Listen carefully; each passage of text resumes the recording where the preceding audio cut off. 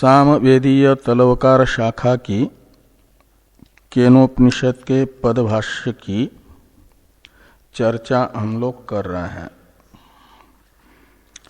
पदभाष्य के संबंध भाष्य में भाष्यकार भगवान केनोपनिषद के अनुबंध चतुष्टय को बता रहे हैं।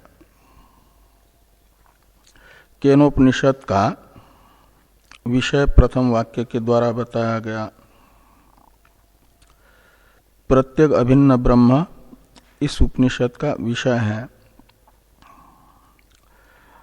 और केनोपनिषद ये नाम है तलवकार शाखा के ब्राह्मण भाग के 9वें अध्याय का।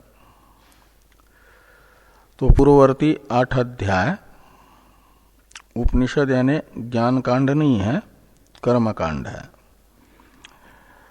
तो केनोपनिषद शब्दित 9वें अध्याय रूप ज्ञान कांड का उससे पूर्ववर्ती 8 अध्यात्मक कर्म कांड के साथ हेतु हेतु मद्भाव संबंध बताया।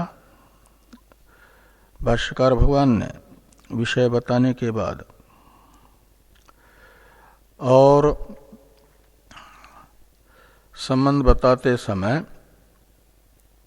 ये स्पष्ट किया कि पूर्व 8 अध्याय रूप कर्मकांड के द्वारा प्रतिपादित कर्म उपासनाओं के अनुष्ठान से जब चित्त शुद्ध होता है तो शुद्ध चित्त में जो वस्तु जैसी है ऐसी प्रतीत होती है। तो जो लोकत्रयात्मक कर्म फल है, पृथ्वीलोक, स्वर्गलोक, देवलोक, शास्त्रीय कर्म का फल बताया गया है। देवलोक है ब्रह्मलोक और पाप कर्म का फल मनुष्य योनि की अपेक्षा निकृष्ट योनि। और इसे ये है साधन परतंत्र अनित्य आदि दोषों से दूषित। द्वैत युक्त होने के कारण श्रुति द्वैत दर्शन को बताती है भय का कारण। द्वितीयाद्वय भयम भवति के अनुसार दुखालयम अशाश्वतम इत्यादि स्मृति भी लोकत्रयात्मक कर्मफल को अनित्य और दुखयुक्त बता रही है। ऐसा ही कर्मफल का स्वरूप यदि साधक को प्रतीत हो जाए ब्रह्मलोक पर्यंत का, तो माना जाता है शुद्ध चित्त है। और एक कर्मफलगत समस्त दोषों से रहित निर्दोष वस्तु है ब्रह्म। निर्दोषम ही समम ब्रह्म। ब्रह्म निर्दोष है, सम यानी निर्विशेष है, एक रूप है। वह जैसा है ऐसा ही प्रतीत होता है शुद्ध चित्त में। तो कर्मफल सदोष है, उसका दोष दर्शन होता है। ब्रह्म निर्दोष है, एक रूप है, वैसा ही प्रतीत होता है। इसे कहा जाता है नित्यानित्य वस्तु विवेक। यह नित्यानित्य वस्तु विवेक शुद्ध चित्त में होता है। और चित्त का स्वभाव है जिस वस्तु से उसे दोष प्रतीत होता है उससे राग नहीं रहता।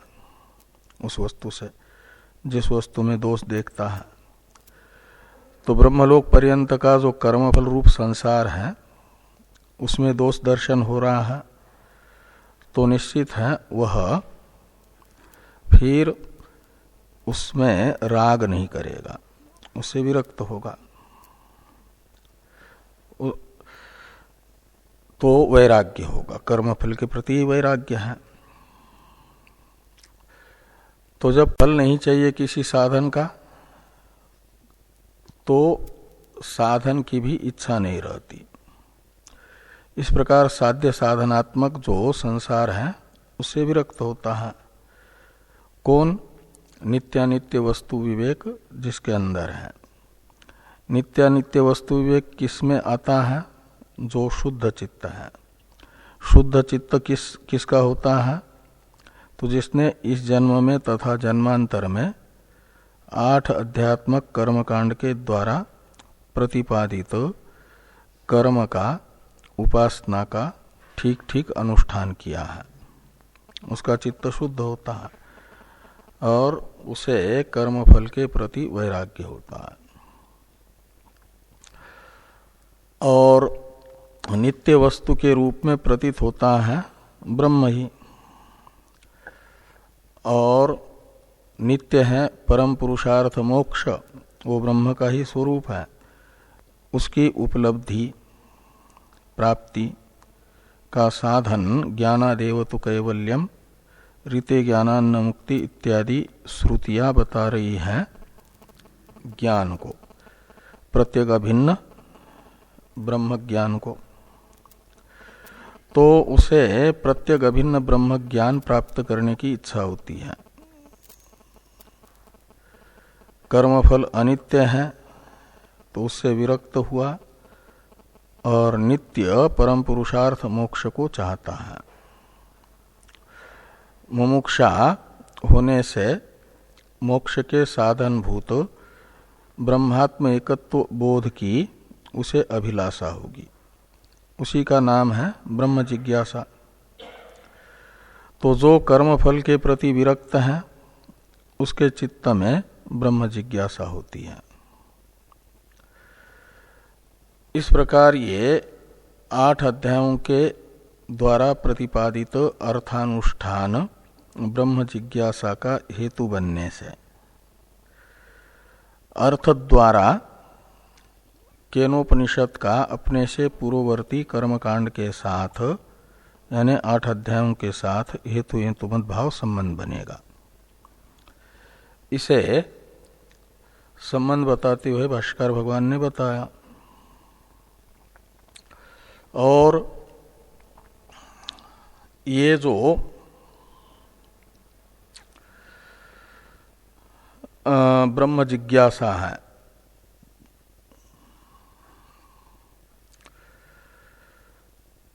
ब्रह्म जिज्ञासा इसलिए अभी उसे जो कर्मफल के प्रति विरक्त है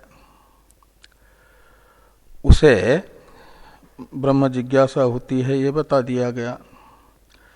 बाद में ये जो एक प्रश्न हुआ कि केनोपनिषद सविषय होने पर भी और तद्विषयक ब्रह्म जिज्ञासा केनोपनिषद के विषय की जिज्ञासा होने पर भी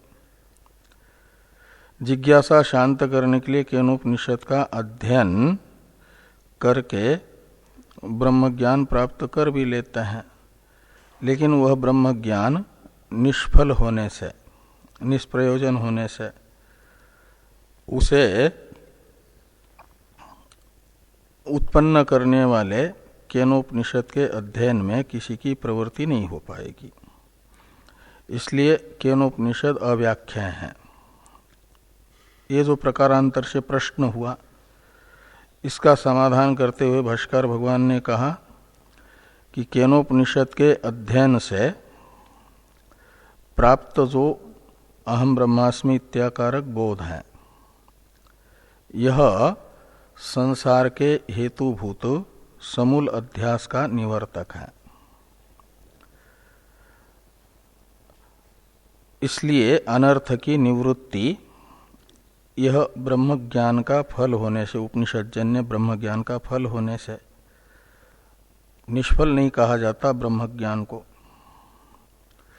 और ब्रह्म ज्ञान निष्फल न होने से ब्रह्म ज्ञान के उत्पादक केनोपनिषद का अध्ययन करने में ब्रह्म जिज्ञासु की प्रवृत्ति होगी, उसे केनोपनिषद का अर्थभूत प्रत्येक अभिन्न ब्रह्म अनायास समझ में आ जाए, इसलिए केनोपनिषद वाक्यों का व्याख्यान आवश्यक है। इस अभिप्राय से वो फल बताया ब्रह्म ज्ञान का।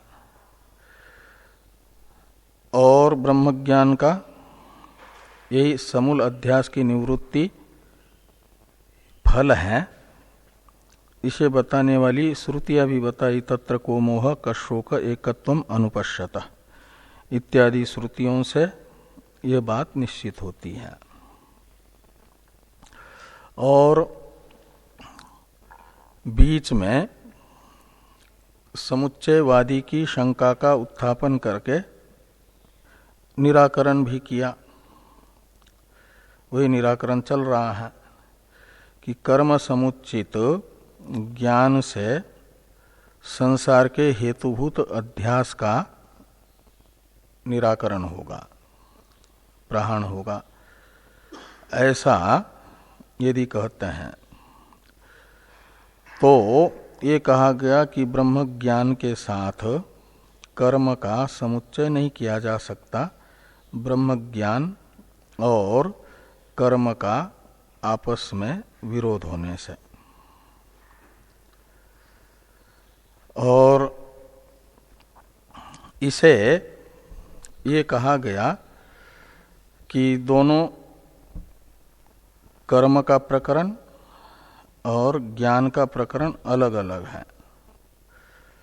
कर्म बताया गया है कर्म फल की अभिलाषा रखने वाले कामी पुरुष के लिए, जायामेषात् इत्यादि से, जिसे संसार अंतपाती पृथ्व्यादि लोकत्रय की अभिलाषा है, वह कर्म का अधिकारी है। और जिसे ये नहीं चाहिए उसके लिए फिर प्रत्येक अभिन्न ब्रह्म ज्ञान का प्रकरण प्रारंभ हुआ है। और मुमुक्षु के उद्गार हैं किम प्रजया करिष्यामो येषानो अयम आत्मा अयन लोकः इत्यादि वाक्य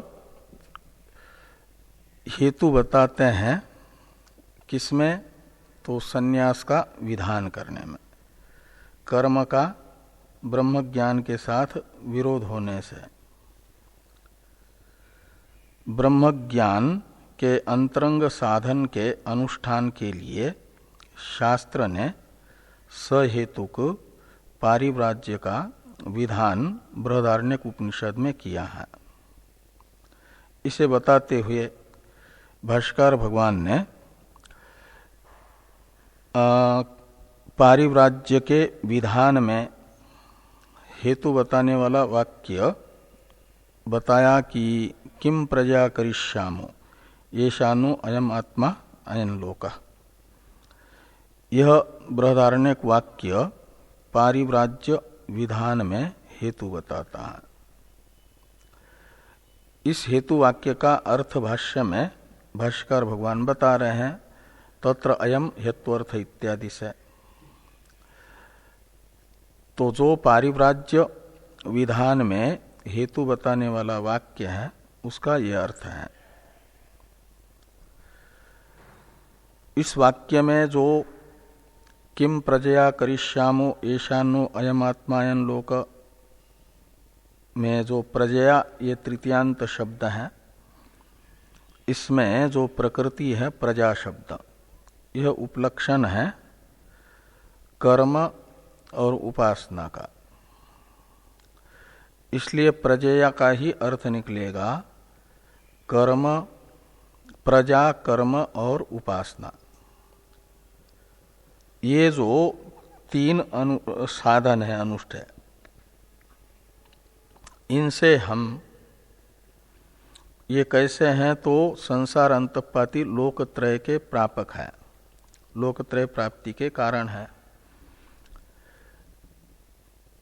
और इनका फल हमें नहीं चाहिए, इसलिए इनसे हम क्या करेंगे।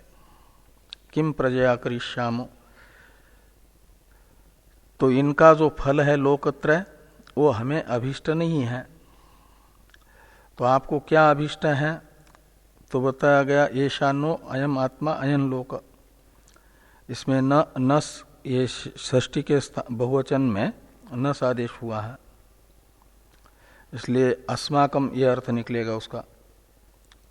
तो येषाम अस्माकम यानी जिन हम मुमुक्षुओं को अभिष्ट हैं स्वाभाविक ब्रह्मलोक, जो जन्म जरादि विकारों से रहित है, निर्विकार है, आत्मलोक, वो हमारा अभिष्ट है। वह न तो कर्म से, पुण्य कर्मों से संवर्धित होता है और पाप कर्म से घटता है। न वर्धते कर्मणा नो कनियान इत्यादि श्रुतियां ये बता रही हैं, जो कर्म से संपादित किसी भी विशेषता से युक्त नहीं होता, निर्विशेष है, वह आत्मलोक है, मोक्ष, और उसकी हमें अभिलाषा है, हम मुमुक्षु हैं, कर्मफल नहीं चाहते हैं। तो इसलिए उससे हम क्या करेंगे, प्रजा, कर्म और उपासना से जो लोकत्रय की प्राप्ति के हेतु है, सकाम करते हैं तो। और निष्काम कर्मों का फल अंतःकरण शुद्धि, नित्यानित्य वस्तु विवेक द्वारा वैराग्य तक है। वह वैराग्य का स्वरूप है कर्म फल के प्रति अनासक्ति, वो हमारे अंदर है ही है। तो निष्काम कर्म का फल भी वैराग्य हमारे अंदर विद्यमान होने से हम, और वैराग्य से अधिक अध्यात्म में बाह्य अनुष्ठेय साधन का प्रयोजन नहीं है, वैराग्य मात्र फल है, और वह वैराग्य हमारे अंदर विद्यमान है। अब हम चाहते हैं आत्मलोक की प्राप्ति, और उस आत्मलोक की प्राप्ति में इनका किसी प्रकार का कोई उपयोग नहीं है। इसे कह रहे हैं आगे, वो कर्म फल न होने से, कर्म फल तो अनित्य होता है ना, और हमारा अभिष्ट है नित्य ब्रह्मलोक, आत्मलोक यानी मोक्ष। इसे सच इत्यादि से कहा जा रहा है। सच इत्यादि का अवतरण लिखते हैं टीकाकार, इसे देखिए टीका में। इष्टोपि अयम आत्मलोकः कर्मणा विना न लभ्यते फलत्वात् मोक्षस्य, अन्यथा स्वभाव मुक्तत्वे बंध मोक्ष अवस्थयोः अविशेषात् अविशेष आपातात् इति आशंक्य आह सच इति। तो ये कहते हैं जो कर्म समुच्चित ज्ञान से मोक्ष मानते हैं, उनके अंदर जो पूर्वाग्रह बैठा हुआ है, जो भी फल है वह कर्मजन्य है, ये एक उनका पूर्वाग्रह है। तो मोक्ष भी फल है, फल होने से वह कर्म का ही फल होगा, अनुष्ठेय साधन का ही फल होगा। तो इसलिए मोक्ष कहते इष्टोपि अयम आत्मलोक, ये आत्मलोक रूप जो मोक्ष है यह आपको अभिष्ट है, उसको प्राप्त करना चाहते हो, तब भी कर्म छोड़ नहीं सकते, कर्म ही अनुष्ठेय है। भले ही पृथ्वी आदि लोकत्रय नहीं चाहिए आपको, मोक्ष चाहिए। तो कहते हैं इष्टोपि अयम आत्मलोक कर्मणा विना न लभ्यते, बिना कर्मानुष्ठान के उपलब्ध नहीं होगा, कर्मानुष्ठान से ही होगा। गीता भी कहती है न कर्मणा मनारंभात नैष्कर्म्यम पुरुषोष्णुते। ये कौन कह रहे हैं? पूर्व पक्षी, कि कर्मणा विना न लभ्यते आत्मलोक। क्यों? तो इसमें हेतु बताया पूर्व पक्षी ने, फलत्वात्। एक प्रकार से अनुमान है पूर्व पक्षी का, मोक्ष पक्ष है और कर्मजन्यत्व तो उसमें साध्य है, फलत्व हेतु है। स्वर्गादिवत दृष्टांत बनेगा। 1 नंबर टिप्पणी में अनुमान का आकार पूरा स्पष्ट किया टिप्पणीकार ने। मोक्ष कर्मजन्य फलत्वात् स्वर्गवत इति भावः। तो मोक्ष कर्म का साध्य होगा, कर्मजन्य होगा का मतलब कर्म साध्य होगा। क्यों? फल होने से। जैसे स्वर्ग फल है तो कर्म साध्य है, ऐसे मोक्ष भी फल होने से कर्म साध्य होगा। यत्र यत्र फलत्वम तत्र तत्र कर्म साध्यत्वम, ये पूर्व पक्ष की व्याप्ति है। और इस व्याप्ति का निश्चायक दृष्टांत है स्वर्ग, उसमें फलत्व है, कर्मजन्यत्व भी है।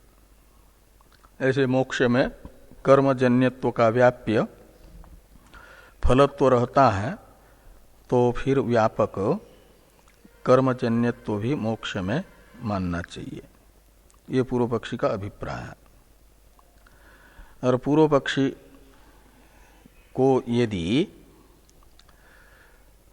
पूर्व पक्षी के अनुमान में व्यभिचार की आशंका करे कोई सिद्धांति के अनुयायी, ये कहें कि मोक्ष में फलत्व रहे लेकिन कर्मजन्यत्व न रहे, इसे कहा जाता है व्यभिचार की आशंका। जैसे पर्वतो वन्यमान धूमात, इसमें धूम में वन्य के व्यभिचार की शंका इस प्रकार होगी कि पर्वते धूमो अस्तु वन्यर्मास्तु, पर्वत में धूम रहे वन्य न रहे, क्या हर्ज है?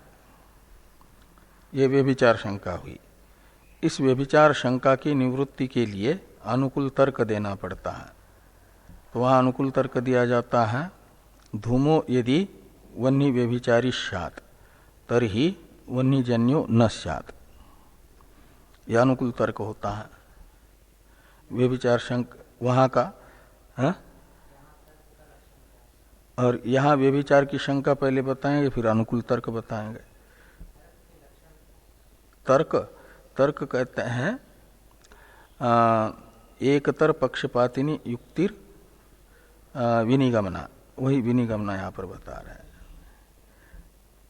अनुकूल तर्क होता है जो शंका की जा रही है उस शंका की निवर्तक युक्ति।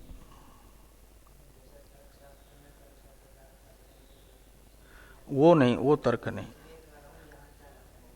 वो तर्क्यन्ते अनुमति विषय क्रियन्ते इति तर्का, वो तो कर्म में व्युत्पत्ति करके वो हुआ। यहाँ तर्क्यते अनेन इति तर्क, ऐसा करण अर्थ में करिए। तो करण अर्थ में करने से यथार्थ निश्चय का साधन, ये अर्थ निकलेगा तर्क शब्द का अर्थ। वहां द्रव्यादि 7 पदार्थों को तर्क कहा गया है। तो वहां कर्म अर्थ में वो प्रत्यय घय प्रत्यय वही है, घय प्रत्यय ही, वो अनेक अर्थों में होता है, यहाँ करण अर्थ में करिए। तो जिससे ऐसी युक्ति जिससे धूम और वह्नि के व्याप्ति का निश्चय होता है, निश्चय है प्रमा, और उसका साधन उसे कहा जाएगा तर्क। उसके लिए करण अर्थ में व्युत्पत्ति है। तो धूमो यदि वन्य व्यभिचारी स्यात् तर्हि वन्यजन्योपि न स्यात्, ये अनुकूल तर्क वहां माना जाता है, एक युक्ति है, अनुकूल तर्क है। इससे वन्य की व्याप्ति धूम में है ये निश्चय हो जाता है। तो दृष्टांत होता है जहां पर व्याप्ति का निश्चय होता है, और ऐसा स्थल वो दृष्टांत बनता है। वो भी निश्चय में एक साधन बनता है। लेकिन ये जो करण है वह न तो दृष्टांत है न तो पक्ष है, दोनों से अलग है। युक्ति दोनों से अलग इसलिए है कि वो दृष्टांत में मानस ये कोई युक्ति नहीं है, लेकिन वन्य के बिना धूम नहीं रह सकता ऐसा दिखाने के लिए एक स्थल विशेष है।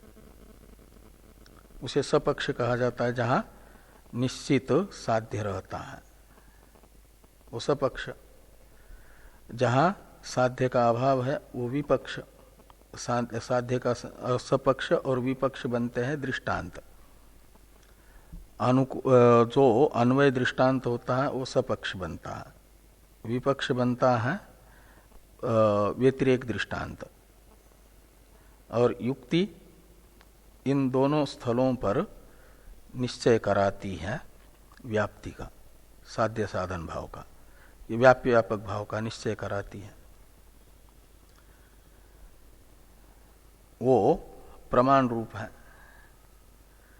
उसे तो एक वो है बुद्धि का धर्म, बुद्धि से तर्क किया जाता है ना, वो बुद्धि का धर्म है, अंतःकरण का।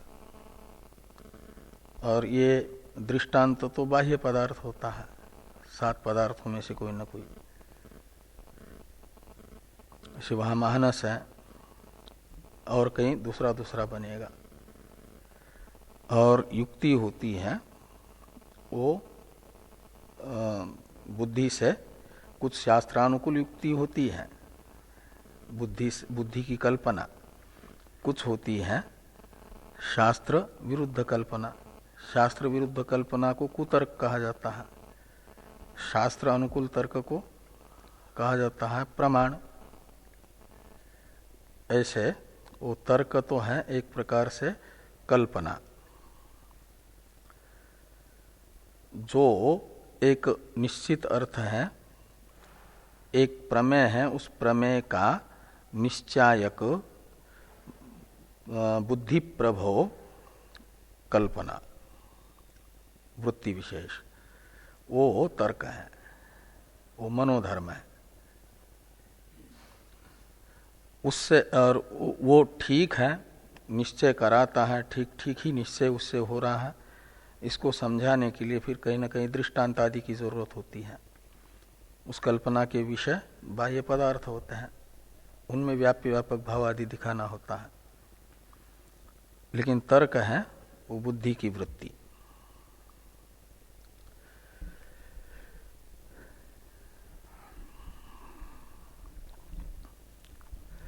तो ये जो अनुमान बताया पूर्व पक्षी ने, मोक्ष कर्मजन्य फलत्वात् स्वर्गवत, इस अनुमान में यदि कोई व्यभिचार की शंका करता है, अनुमान में प्रयुक्त फलत्व हेतु में कर्मजन्यत्व रूप साध्य के व्यभिचार की शंका यदि कोई करता है, उस शंका का स्वरूप होगा कि मोक्ष से फलत्वम अस्तु कर्मजन्यत्वम मा अस्तु। मोक्ष रूपी पक्ष में हेतु जो फलत्व है वो भले ही रहे, लेकिन कर्मजन्यत्व न रहे। तो कर्मजन्यत्व का अभाव मान रहे हैं कहाँ? मोक्ष रूपी पक्ष में। तो पक्ष में यदि साध्य का अभाव रहेगा, और वहाँ हेतु रहेगा, तो साध्य व्यभिचारी हो जाएगा हेतु। इस प्रकार हेतु में साध्य व्यभिचार की शंका यदि करते हैं तो उसका निवर्तक अनुकूल तर्क बताया जा रहा है अन्यथा इत्यादि से। यहाँ तक मोक्षस्य, यहाँ तक तो अनुमान बताया है। कर्मणा विना न लभ्यते फलत्वात् मोक्षस्य, तो आत्मलोक कर्म के बिना उपलब्ध नहीं होगा। आत्मलोक का ही दूसरा नाम है मोक्ष। तो मोक्ष फल होने से वह बिना कर्म के प्राप्त नहीं होगा, का मतलब कर्मजन्य होगा। ये जो अनुमान है, इस अनुमान में अनुकूल तर्क बता रहे हैं अन्यथा स्वभाव मुक्तत्वे बंध मोक्ष अवस्थयोः अविशेषापातात। अन्यथा शब्द का अर्थ है मोक्ष में यदि फलत्व मानेंगे लेकिन कर्मजन्यत्व नहीं मानेंगे, मोक्ष को स्वभाव सिद्ध मानेंगे, नित्य सिद्ध मानेंगे, कर्म का फल नहीं मानेंगे, तो कहते हैं ये अन्यथा शब्द का अर्थ हुआ स्वभाव मुक्तत्वे। कर्मजन्य न मान करके स्वभाव तो मुक्त मानेंगे, नित्य मुक्त मानेंगे। किसको? आत्मा को। मोक्ष तो आत्मा का नित्य ही है ऐसा मानेंगे। ब्रह्म ही आत्मा है ना, और ब्रह्म को कहते हैं नित्य मुक्त है। तो नित्य मुक्त मानेंगे, मोक्ष को कर्माधीन नहीं मानेंगे, तो क्या होगा? कहते बंध मोक्ष अवस्थयोः अविशेषापातात। बंधावस्था और मुक्ति अवस्था, इन दोनों में समानता की प्राप्ति होगी, क्योंकि मोक्ष तो स्वभाव सिद्ध है, कर्मजन्य नहीं है कह रहे हो। तो नित्य होने के कारण अविद्या अवस्था में भी मानना पड़ेगा मोक्ष है, आत्मा मुक्त ही है। तो बंधावस्था मोक्ष अवस्था में जो आपस में विशेषताएं हैं अलग अलग, उन विशेषताओं का अभाव मानने की आपत्ति आएगी, कुछ भेद नहीं होगा, समानता की आपत्ति आएगी। ये अनिष्टापत्ति है। बद्धावस्था तो संसार अवस्था है, मुक्त अवस्था संसार की निवृत्ति अवस्था है। इन दोनों में अंतर है ना। ये अंतर समाप्त हो जाएगा यदि कर्मजन्य मोक्ष को नहीं मानोगे तो। ये पूर्व पक्षी अनुकूल तर्क दे रहे हैं। तो जैसे वहां धूम में वन्य के व्यभिचार की शंका का निवर्तक अनुकूल तर्क है, धूमो यदि वन्य व्यभिचारी स्यात् तर्हि वन्यजन्य न स्यात्। ऐसे ये अनुकूल तर्क दिया। मोक्ष यदि फल होता हुआ कर्मजन्य नहीं होगा, कर्म साध्यत्व मोक्ष में नहीं मानोगे, तो वह नित्य सिद्ध मानना पड़ेगा। और नित्य सिद्ध मोक्ष को मानेंगे तो बद्धावस्था और मुक्ति अवस्था में कोई अंतर नहीं रहेगा। लेकिन अंतर अनुभव में आता है। यह अनुभव सिद्ध जो बद्ध मोक्ष अवस्था का विशेष है वो समाप्त होगा। यह अनुकूल तर्क है।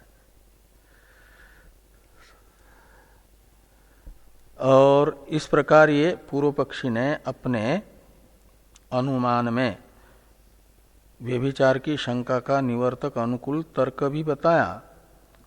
का अर्थ हुआ पूर्व पक्षी का अनुमान सद अनुमान है पूर्व पक्षी की दृष्टि में। अनुकूल तर्क भी उसके पक्ष में है, का मतलब व्यभिचार दोष से रहित है पूर्व पक्षी का हेतु। सब व्यभिचार हेत्वाभास नहीं है, सद हेतु है। सद हेतु होगा तो फिर अपने पक्ष में साध्य को सिद्ध करेगा। पक्ष है मोक्ष, साध्य है कर्मजन्यत्व। तो पूर्व पक्षी के अनुसार मोक्ष कर्मजन्य ही होगा, ये निश्चय हुआ पूर्व पक्षी का। इस प्रकार की आशंका होने पर, विपरीत निश्चय होने पर, आह, इस विपरीत निश्चय का निराकरण करने के लिए भाष्यकार भगवान ये कहते हैं, सच नित्यत्वात् न अविद्या निवृत्ति व्यतिरेकेण अन्य साधन निष्पाद्य तस्मात् प्रत्येक आत्म ब्रह्म विज्ञान पूर्वक सर्वैषणा संन्यास एव कर्तव्य इति। तो कहते हैं सच नित्यत्वात्, स यानी ये आत्मलोक मोक्ष, स शब्द पूर्व में बताए गए आत्मलोक का परामर्शक है, जिसे कहा गया न वर्धते कर्मणा नो कनियान इत्यादि श्रुतियां निर्विकार बता रही हैं, कर्म से संपाद्य विशेषता से रहित बता रही है। उस मोक्ष को, आत्मलोक को यहाँ पर स शब्द से ग्रहण करना है। तो मोक्ष नित्य होने से न अविद्या निवृत्ति व्यतिरेकेन अन्य साधन निष्पाद्य, इसलिए मोक्ष की अभिव्यक्ति के लिए, नित्य होने के कारण मुक्ति, उसकी अभिव्यक्ति के लिए नित्य मुक्तत्व का आवरणभूत जो अविद्या है, नित्य मुक्तता का अज्ञान है, ये अविद्या है। और इस अविद्या की निवृत्ति को छोड़ करके अन्य किसी भी साधन की आवश्यकता नहीं है। मोक्ष नित्य होने के कारण मोक्ष का नित्यत्व भी बना रहे और बंध मोक्ष अवस्था में विशेष भी उपलब्ध हो, सिद्ध हो, अविशेषता की अनिष्टापत्ति न आ जाए। इसके लिए भाष्कर भगवान ने कहा कि सच नित्यत्वात्, वो नित्य होने के कारण अन्य साधन निष्पाद्य न, ऐसे लगाना, अन्य साधन से निष्पाद्य नहीं है। अन्य साधन है कर्म रूप साधन। किसकी अपेक्षा अन्य? अविद्या निवृत्ति, प्रतिबंध निवृत्ति, आवरण निवृत्ति से अतिरिक्त जो कर्म रूप साधन साध्य बताना चाहते हैं पूर्व पक्षी, कहते हैं वो कर्म रूप साधन से साध्य नहीं है, निष्पाद्य नहीं है मोक्ष। क्यों? तो नित्यत्वात्, नित्य होने से।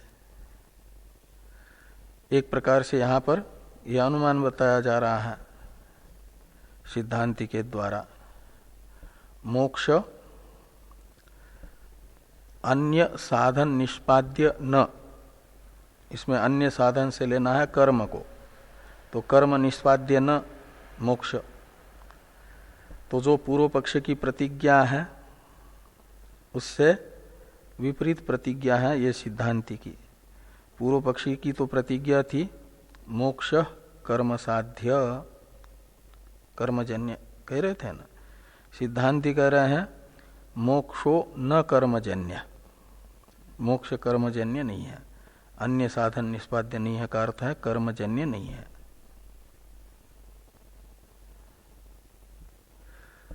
तो कहा फिर क्यों कर्मजन्य नहीं है?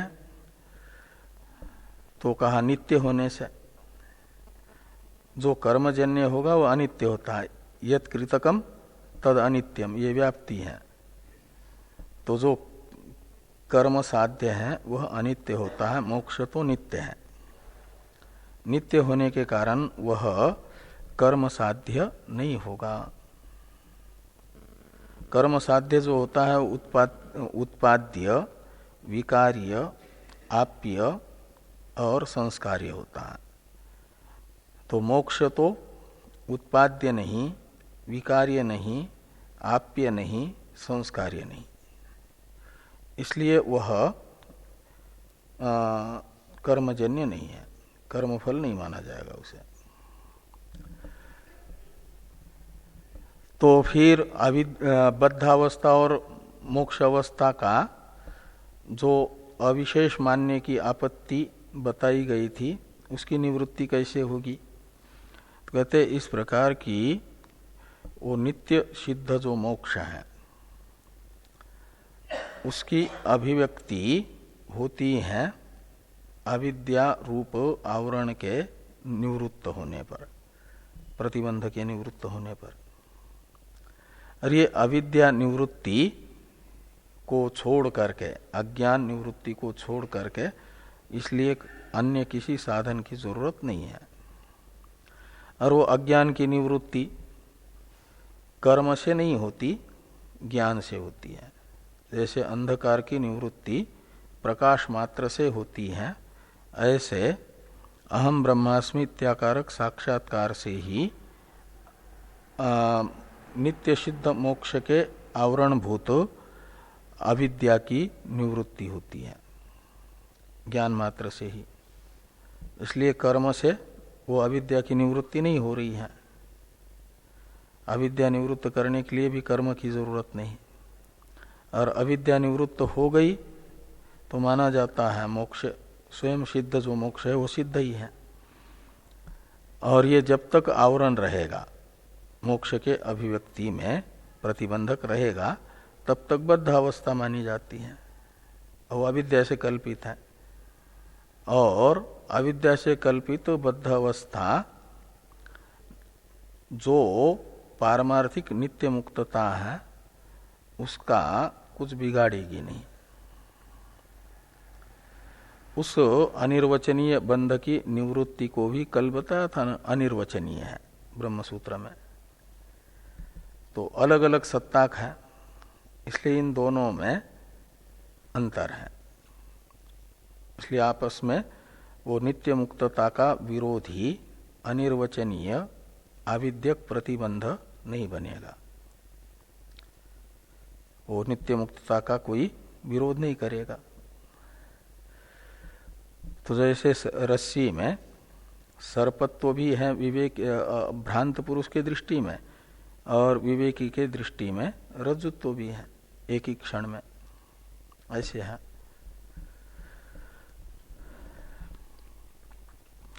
तो ब्रह्म ज्ञानस्य कहाँ है? सच भाष्य में सच नित्यत्वात् न अविद्या निवृत्ति व्यतिरेकेन अन्य साधन निष्पाद्य तस्मात्। तो इस प्रकार ये यहाँ निष्पाद्य के पास पूर्ण विराम है क्या? तो पूर्ण विराम हो तो अच्छा है। अब उपसंहार है। ये कहा था ना भाष्यकार भगवान ने कि तत्र अयम हेत्वर्थ, और किम प्रजया करिष्यामो, इस श्रुति वाक्य का अर्थ भाष्यकार भगवान कर रहे हैं। उसका अर्थ करते करते यहां तक किया। अब उपसंहार कर रहे हैं हेत्वर्थ का, तस्मात् इत्यादि से।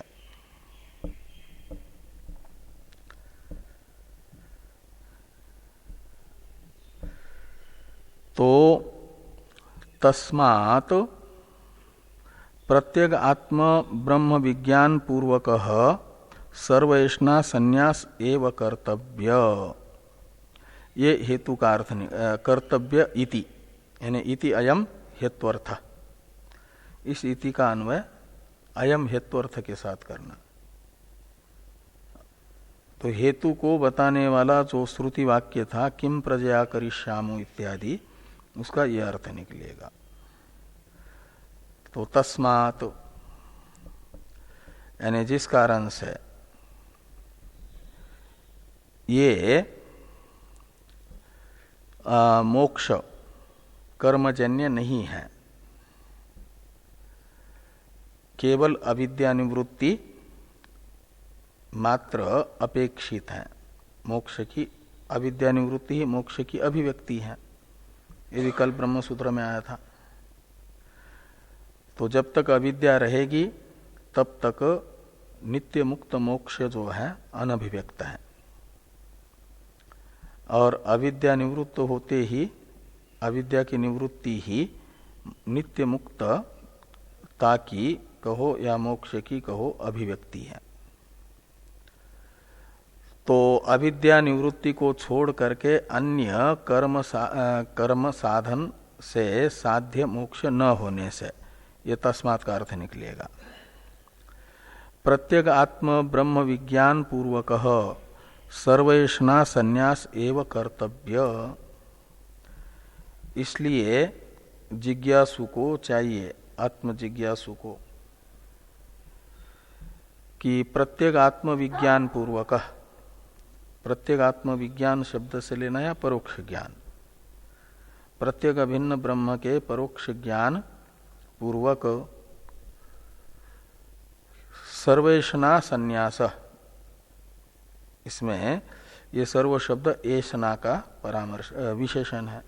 तो सभी प्रकार की जो एषणाएं हैं, साध्य साधन एषणा, इसमें फिर साध्य यानी संसारांतपाती जो साध्य हैं, लोकत्रय, और उनका साधन जो प्रजा, कर्म और उपासना, इनकी जो एषणाएं हैं, इन एषणाओं का त्याग ही मुमुक्षु को कर्तव्य है। ये एषणा का संन्यास का मतलब इन चित्त शुद्ध होता है, ये एषणाएं नहीं रहेगी तो संन्यास कर्तव्य है।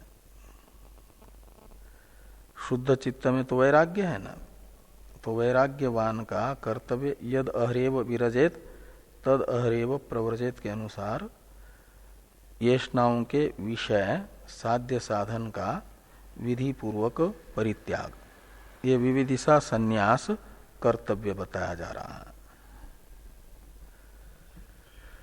थोड़ी टीका है, टीका को देखिए। कर्म मोक्षे कार्यस्य उत्पाद्यादेः असंभवात्, ये कर्म मोक्ष में थोड़ा प्रिंट आगे पीछे हुआ है, इसलिए 3 नंबर, और टिप्पणीकार को भी ऐसा ही टीका ग्रंथ में छपा हुआ मिला होगा, इसलिए टिप्पणीकार लिखते हैं शुद्ध पाठ इस प्रकार का था 2 नंबर टिप्पणी में। कर्म मोक्षे यानी कार्यस्य इत्यत्र मोक्षे कर्म कार्यस्य इति शोधितः पाठ, शुद्ध पाठ ऐसा होना चाहिए। मोक्षे ये सप्तम्यंत अलग है, और कर्म शब्द का अन्वय कार्य के साथ है। तो मोक्षे कर्म कार्यस्य, मोक्ष का, मोक्ष में कर्म कार्य, कार्य शब्द का अर्थ है फल, तो मोक्ष में कर्म का जो फल है वो क्या है? उत्पाद्य, विकार्य, प्राप्य, संस्कार्य, इनमें से एक भी नहीं है। मोक्ष न तो उत्पाद्य है, उसमें उत्पाद्यत्व नहीं है, विकार्यत्व नहीं है, संस्कार्यत्व नहीं है, आप्यत्व नहीं है। इसलिए इसे मोक्षे कर्म कार्यस्य उत्पाद्यादे असंभवात ऐसे लगा। मोक्ष तो नित्य सिद्ध है ना, नित्य सिद्ध होने से उसमें कर्म का फल जो उत्पाद्यादि हैं 4 प्रकार का, उनमें से मोक्ष एक भी प्रकार का संभव नहीं है। तो मोक्ष में ये उत्पाद्यत्वादि 4 में से एक भी न होने से मोक्ष कर्मफल नहीं है। कर्मफल 4 ही प्रकार का होता है, 4 में से एक भी प्रकार का मोक्ष नहीं है। न उत्पाद्य है, न तो विकार्य है, न तो आप्य है, न तो संस्कार्य है। अतः मोक्ष को कर्मफल नहीं माना जा सकता। ये कह रहे हैं सिद्धांती कि मोक्ष से कार्य कर्म कार्य से उत्पाद्यादे असंभवात सम्यक ज्ञानात अविद्या निवृत्तिया फल प्रसिद्धि उपपत्तेर न कर्म कार्यो मोक्ष इत्यर्थ। तो सम्यक जो ज्ञान है तत्वमसि वाक्य से उत्पन्न हुआ अहम ब्रह्मास्मि इत्याकारक बोध, तो इसके होने से ही क्या हो जाता है, अविद्या की निवृत्ति हो जाती है। और अविद्या निवृत्त होने से अविद्या निवृत्ति से उपलक्षित आत्मलोक में फल की प्रसिद्धि यानी व्यवहार होता है, फलत्व का व्यवहार होता है फल करके। यद्यपि मोक्ष नित्य होने से फल नहीं है किसी का, ज्ञान का भी फल नहीं है।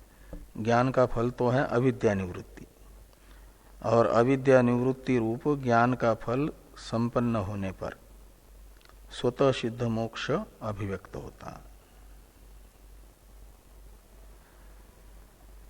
लेकिन इस अविद्या निवृत्ति को उपलक्षण मान करके फलत्व का व्यवहार हो जाता है। वो अभिव्यंजक होने से मोक्ष की, अभिव्यंजक है ज्ञान का फल, और अभिव्यंग्य मोक्ष में अभिव्यंजक अविद्या निवृत्ति के फलत्व की उपपत्ति होती है यानी व्यवहार होता है।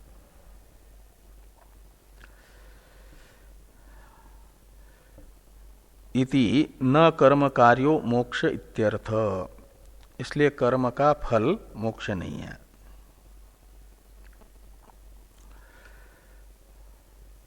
अब तस्मात् इत्यादि भाष्यवाक्य का अर्थ करते हैं टीकाकार कि ब्रह्म ज्ञानस्य अनुभव अवसानता सिद्धये परोक्ष निश्चय पूर्वक संन्यास कर्तव्य। तो परोक्ष ज्ञान अनुभव में पर्यवसित हो जाए, इसके लिए परोक्ष ज्ञान पूर्वक सर्व ऐषणा परित्याग करना है, संन्यास कर्तव्य है। ये विविदिशा संन्यास है। साक्षात्कार में परोक्ष ज्ञान को परिणत करने के लिए बाह्य प्रवृत्ति से उपरम चित्त को आत्माभिमुख करने के लिए, और जब परोक्ष ज्ञान अपरोक्ष ज्ञान में पर्यवसित हो जाए, अहम ब्रह्मास्मि ऐसा साक्षात्कार हो जाए, उस साक्षात्कार के फल के रूप में एक संन्यास होता है। वो संन्यास है स्वभाव सिद्ध संन्यास। सारी कामनाओं की निवृत्ति होती है ना। आत्मानं चेद विजानियात अयम अस्मीति पुरुष किम इच्छन कस्य कामाय शरीरम अनुसंजरेत। यह श्रुति समस्त कामनाओं की यानी सूक्ष्मतम जो कामना है उन सब कामनाओं की निवृत्ति ये ब्रह्म ज्ञान का फल बता रही है।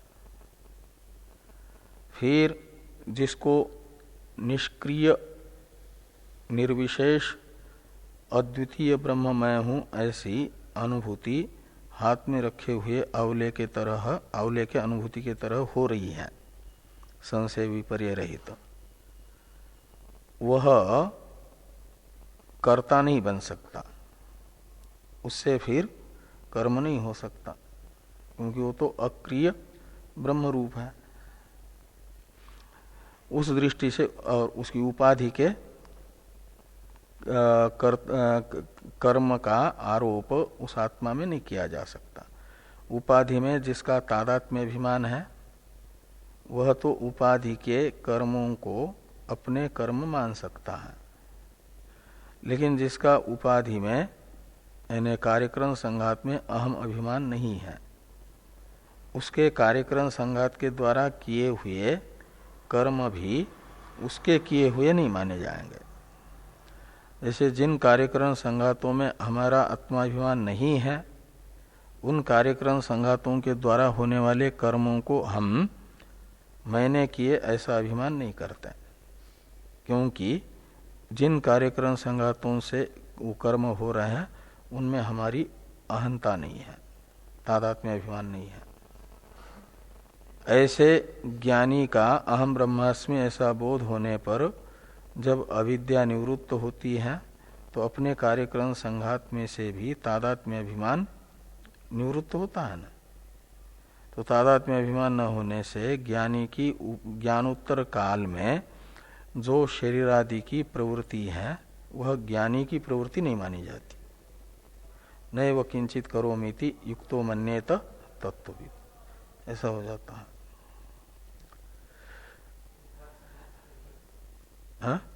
हाँ, वो अविधेय है, वो फलभूत संन्यास है, उसे कह रहे हैं आगे। यही तो सिद्धेच अनुभव अवसाने ब्रह्मात्म ज्ञाने स्वभाव प्राप्त संन्यास इति द्रष्टव्यम।